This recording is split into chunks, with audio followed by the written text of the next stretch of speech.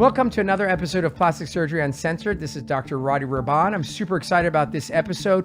I have the pleasure of having my dear friend Jessica Maldonado on air with us today, and we're going to be talking about social media. Yes, again, but this time as it applies to the Latino community. No community is going to escape the trenches of social media. So we're going to be chatting about a particular social media influencer by the name of Alexa de Llanos. I keep having her tell me. So make sure you tune in and hear what we're chatting about.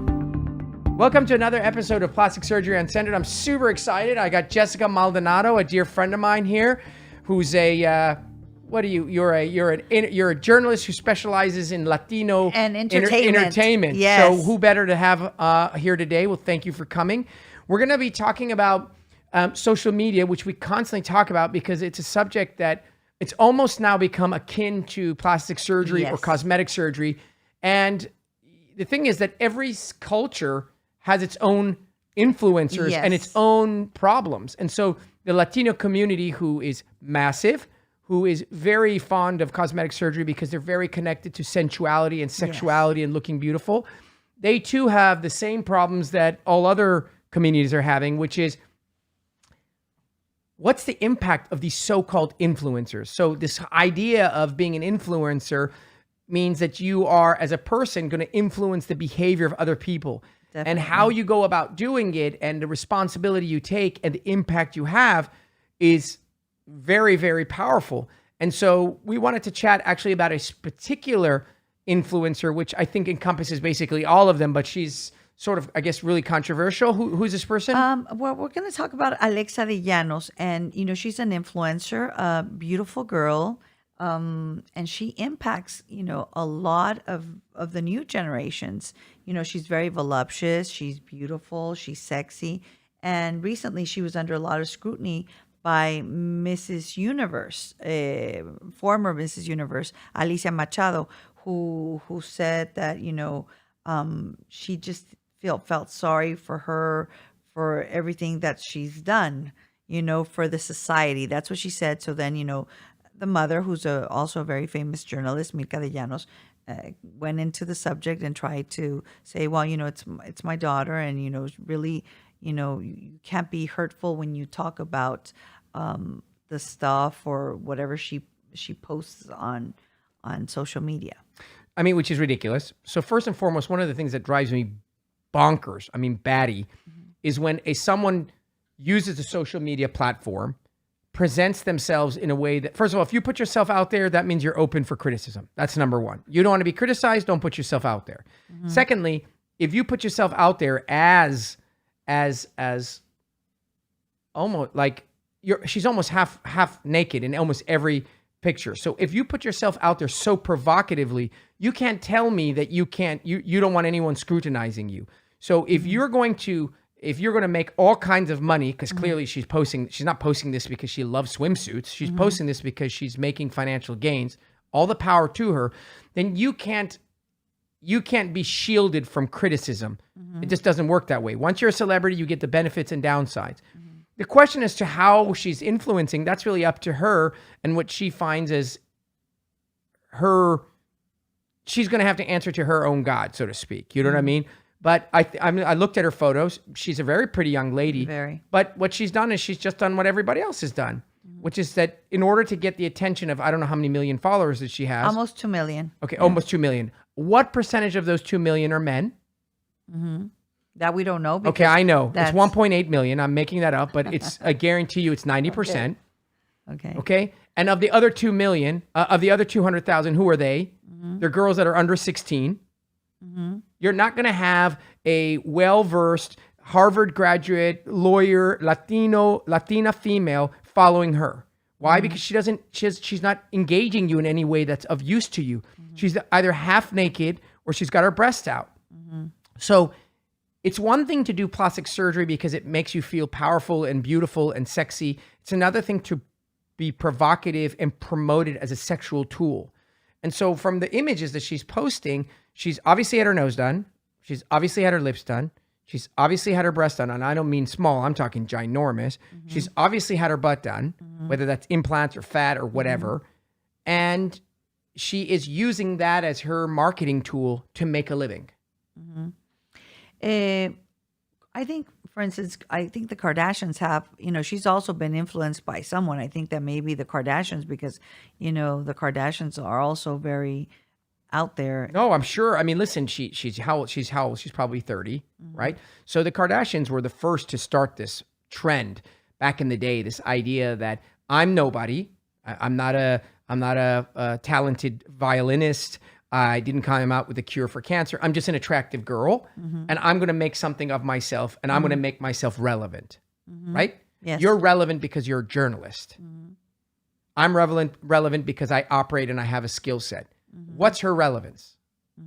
What? She's pretty. All things being said, she's a pretty. What makes her relevant? Well, that she's beautiful. So what? There's 7 billion people in the world, and let's say 15% of them are considered gorgeous. 10%. So there's a billion attractive people. So what's her relevance? What's her relevance is she's near naked, and that's her. But nowadays you see so many girls that are in bikini on social media. I think that's why the magazines, are going out of business, because you just go into social media and you see all these pictures of pretty girls, and yeah, I mean, I don't think there's anything wrong with, Sports Illustrated was considered controversial 30, 40 years ago. That's not the issue. I mean, there's a difference between being in a bikini every so often and being like on a beach exercising. There's another thing working for swimwear company, and there's another thing literally looking seductive with your back arch and your butt out. What's the message there? The message is I love swimsuits. The message is I love sun. I'm actually doing yoga. What is your point? Your point is I'm trying to be sexy. All fine. You definitely can't say you can't be criticized. And as you and I were saying, the problem is, okay, so the people that are male looking at her, okay, so so let's go back to what's the downfall of her doing this? So one argument is like, so what? Leave her alone. She wants to be half naked. Don't follow her. Right? Yeah. Okay. Knock her. I'm all the power to her. The problem is the men looking at her are now looking at their girlfriends and their wives going, well, shit. I want you to look like my her. wife doesn't look like that, which by the way, she doesn't look like that. She may look something like that, but I 100% guarantee you she's Facetune her body. 100%. I have a gal that came on. We did a session on social media with Haley Greenberg, who is a social media manager who does Facetune for other people. She knows that. So those guys are looking at her going, oh my God, my wife doesn't look like that. Honey, you need to look like that. The young girls that are looking at her because they're influenceable are like, oh my God. I'm not happy. I want to look Mom, like her. my butt's too flat. I got small little breasts. My nose is too fat. So they're unhappy and pushing their family to get them surgery or wait till they can afford it and get it. And all this image is doing is creating havoc for everybody. How is it benefiting anyone? But that's her Social influencer. Media. That's what she's promoting.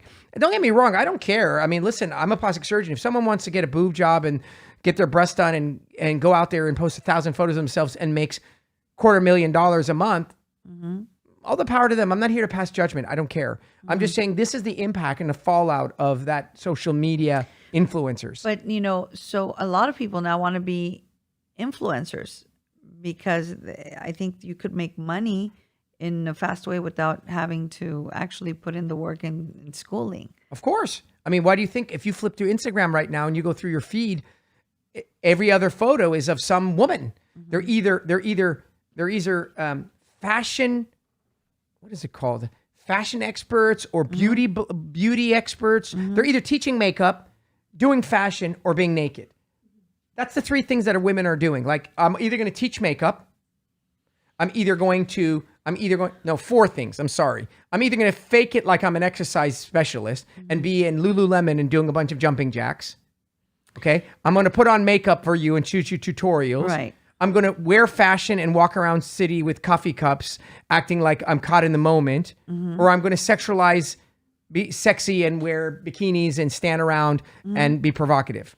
What I see is that like a lot of the younger crowd, the younger generations, when they see these influencers, well, they want to look like them, and then they get addicted to surgeries until they look like their influencer, their favorite influencer. For sure. I mean, that's the whole body dysmorphia concept. There's the whole. I mean, how do you think people start looking that way? They do that because they're looking at her.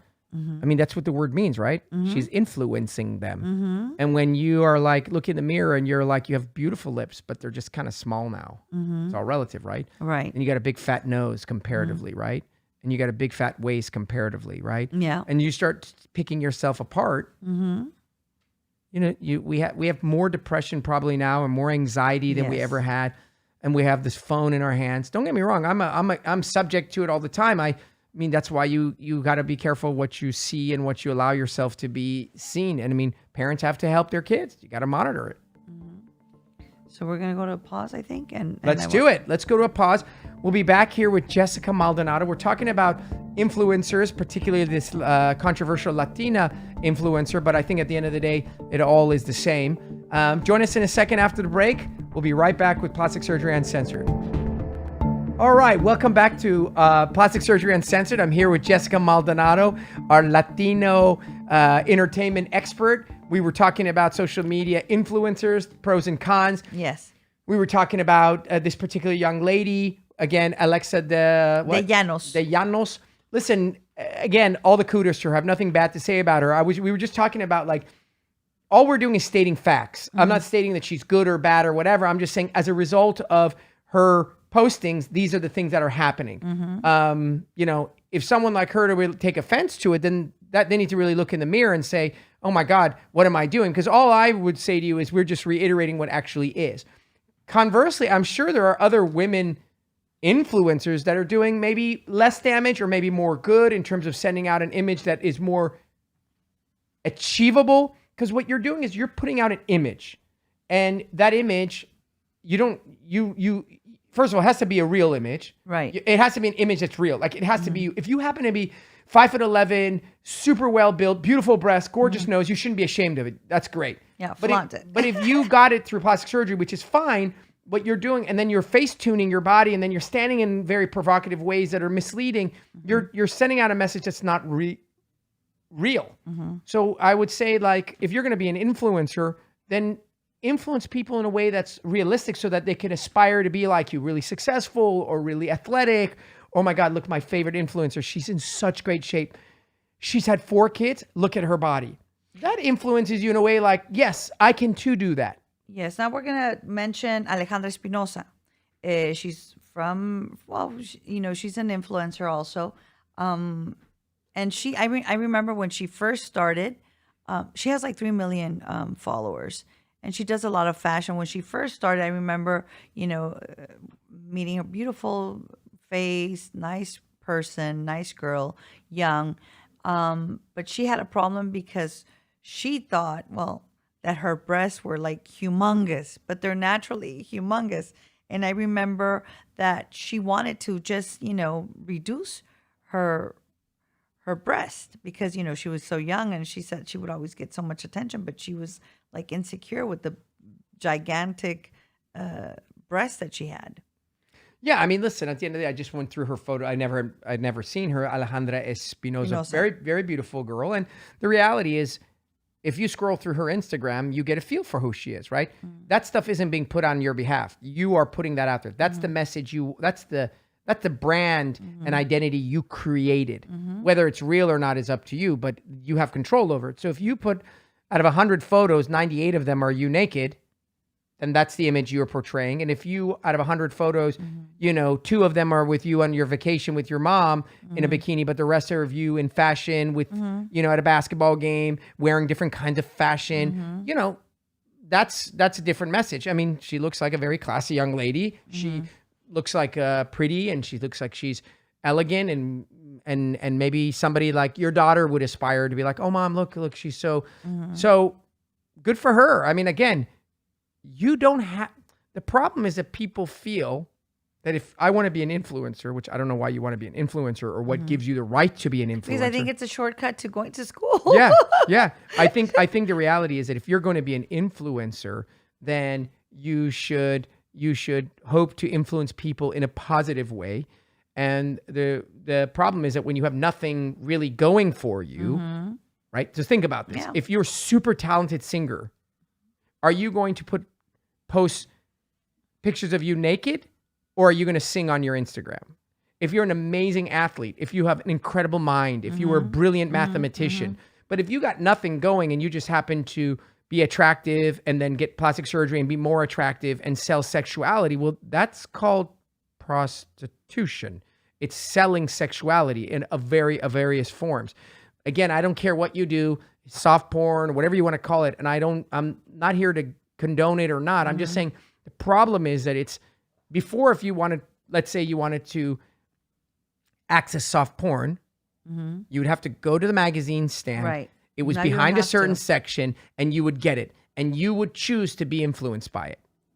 Now, if you are on your Instagram, there's no real regulation, and what's considered soft porn is ridiculous now, is nothing. It's I mean, the nothing, limit that we can push ourselves now, and so there's no one filtering it. So if your daughter doesn't have a choice indirectly of looking at these images, she's being influenced without her discretion. And the reality is that's the problem. That's where the danger comes The in. other day, I was in an airport, and I was picking up a conversation with this older man, who was there, and he was like, "Oh, I just started Instagram." He goes, "Oh my God, when I was young, just to get my girlfriend to take a photo of her and maybe showing the little bit of color of her bra, blue or in a bikini, it was like, oh my God, I had to, send her so many flowers and do this, and it was like so impossible." Now, I tell he married obviously his girlfriend at that time, and he goes, "Now you just go through social media, you see all kinds of booty and boobs and everything without Flesh.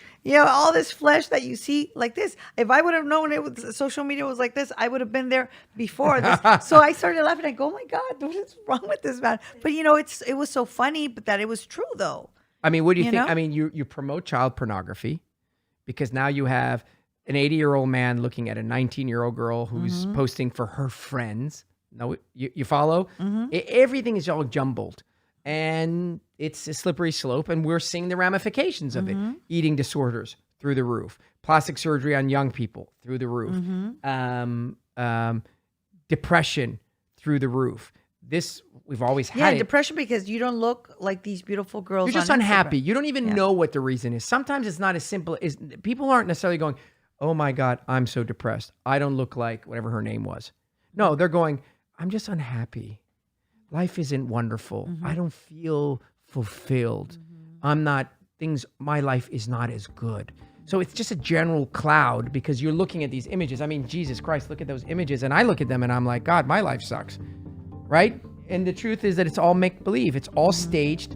They find the perfect light. They find the perfect outfit. They stand somewhere with wind blowing in their hair. It's bullshit. It's just not real.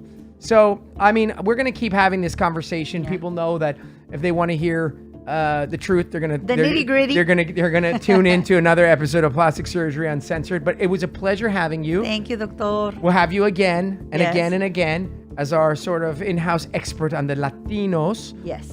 Thank you for tuning into another episode of Plastic Surgery Uncensored. As always, tell your friends, share, subscribe, and most importantly, download.